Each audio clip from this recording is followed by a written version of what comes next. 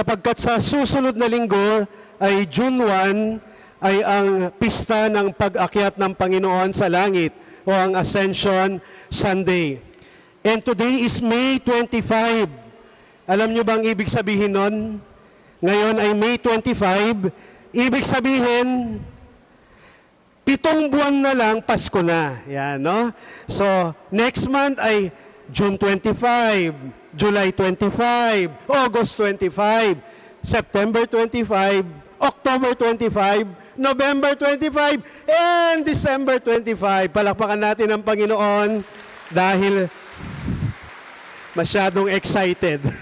7 months na lang, kakanta na uli si Jose Marichan, no? So, long time no see, no? Kumusta po kayo dito sa Santo Niño? Kilala pa po ba ninyo ako? Sabi ng mga ibang naglilingkod, Father, ba't ang tagal mong hindi nagmimisa? Sabi ko, busy ako eh. Ano hong kinaabalahan nyo? Nagtitinda ako ng fishball sa Quiapo sa umaga. Nagtitinda ako ng balut sa Divisoria sa gabi. At nagtitinda ako ng lugaw sa Baklaran ng madaling araw, no? Pero medyo busy lang po, no? In fact, kahapon po, nasa Palawan po ako, no? Nasa Palawan ako, hindi para mamasyal sa Palawan, no? Dahil meron ho kaming seminarista na namatayan ng tatay at ako ho ang nagmisa kahapon sa Libing, no? Kahapon ng umaga. At kagabi lang ako bumalik, no? Overnight lang po ako sa Palawan. First time ko sa Palawan. Pero, no pasyal. Pero, ang ganda ng karanasan ko, share ko lang ha, na sumakay ako ng multicab, no? Kasi wala namang sumundo sa akin doon, at nakituloy lang ako sa mga madre para makitulog, no? Hindi rin ako nag-hotel. So, nag-commute na ako, sumakay ako ng multicab. Pero, nung nakasakay ako sa multicab, meron akong nakasakay ng mga kolehiyala, no? College students. At laking gulat ko at namangha ako sa paraan ng pagpapahinto ng sasakyan o pagpara ng isang kolehiyala, no? Mga college students. Isa yung nagpahinto sa sasakyan. Napangiti ako at napaisip, no? Nung una. Sabi niya, nung nandun na sila sa lugar, kung saan sila bababa, bigla siyang nagsalita, Kuya, tama na po, itigil na natin to. Huminto naman yung sasakyan, no? Akala ko sasagot yung driver, no? Iiwan mo na ba ako? Napaisip ako, no? Para yatang linya yan ng mga iniwan ng boyfriend. Kuya, tama na po. Itigil na natin to, no? Good idea. Huminto naman yung driver.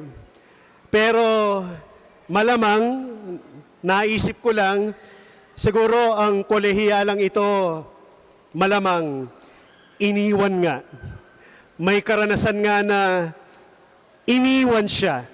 Kaya may hugot, maging ang kanyang pagpara sa jeep o sa sasakyan, no? Pero totoo naman, napakasakit po na maiwan. Napakasakit po ang iwan ka ng isang mahal mo sa buhay o taong pinahalagahan mo, taong sinundan mo at ibinigay mo ang lahat. Pansamantala man ang paglisan o panghabang buhay na pagkawala. At ito marahil yung nararamdaman ng mga apostoles ni Jesus. Because the gospel this Sunday is one of the farewell message of Jesus. Pagpapaalam, paghahabilin ni Jesus sa kanyang mga alagad sapagkat siya'y aalis na, sabi niya, no? If I was one of the disciples of Jesus, I would have been one of the one who resisted, no? Tumanggi na aalis si Jesus. Sasabihin ko kay Jesus, Lord, pagkatapos mong muling nabuhay, aalis ka na naman at iiwan mo na naman kami. Hindi ba pwedeng mag-stay ka na lang Kasi may power ka naman para kapag merong may sakit, may bulag, kakalabitin ka na lang namin. Lord, may bulag. Lord, may ketong. Lord, may namatay. Para kapag may maraming nagugutom, magmumultiply ka uli ng tinapay at isda. Para kapag merong problema, merong unos, gigisingin ka na lang namin. Kagaya nung nangyari sa lawa ng Galilea. Ang lakas ng unos. Bagyo, no? Kumukulog. Ang lakas ng hangin. Sabi ng mga alagad ni Jesus, Lord, malulunod na tayo. Sabi ni Jesus sa hangin, hinto. Sabi ni Jesus sa unos, tigil. No? Kapag merong giyera, ikaw na lang makipag-usap. Palagay ko ang isasagot sa akin ni Jesus ay, alam mo iho, may sakit ka. May sakit ka. At ano po ang sakit ko? Ang sasabihin sa akin ni Jesus, ang sakit mo ay sepanks. Alam nyo, ang sakit na sepanks? Separation anxiety. Yung takot na maiwan. Yung takot na mag-isa. Yung takot na hindi makasama ang pinanggagalingan ng lakas, pinanggagalingan ng inspirasyon, pinanggagalingan ng comfort zone. Pero kung nag-stay si Jesus, ang mga apostoles niya ay hindi lumakas, hindi lumago, hindi lumaya sa kanilang lagi na lang pag-asa at pagkalabit kay Jesus. At hindi sila matututong lumigaya at tumayo sa sariling paa nila.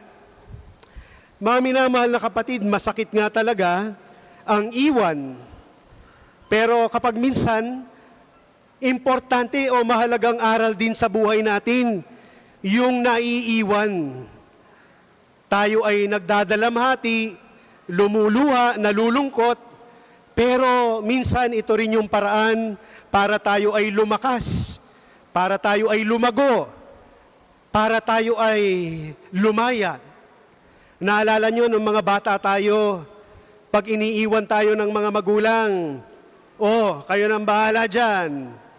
Kaya natuto tayo kung paano magsaing, kung paano magpabaga ng apoy, kung paano alagaan ng mga kapatid, kung paano magpalit ng lampin at maglaba ng mga pinagdumihan ng kapatid natin na bunso, etc.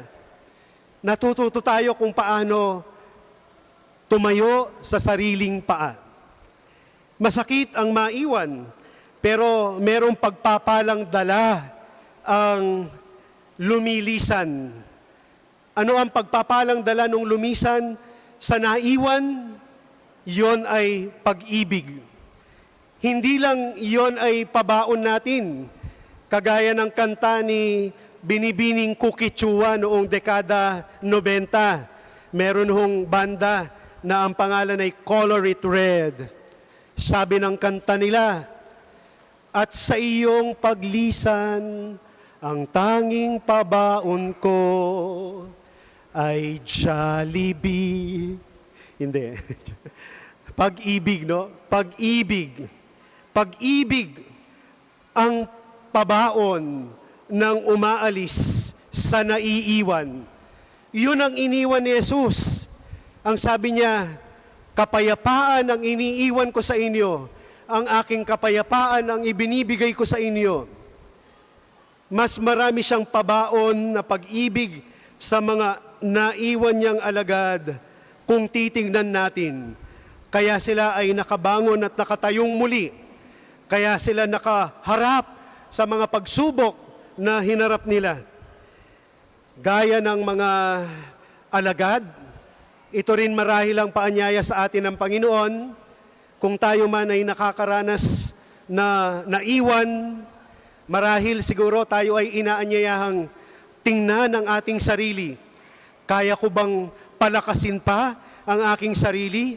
Kaya ko bang lumago at lumaya sa mga comfort zone ko?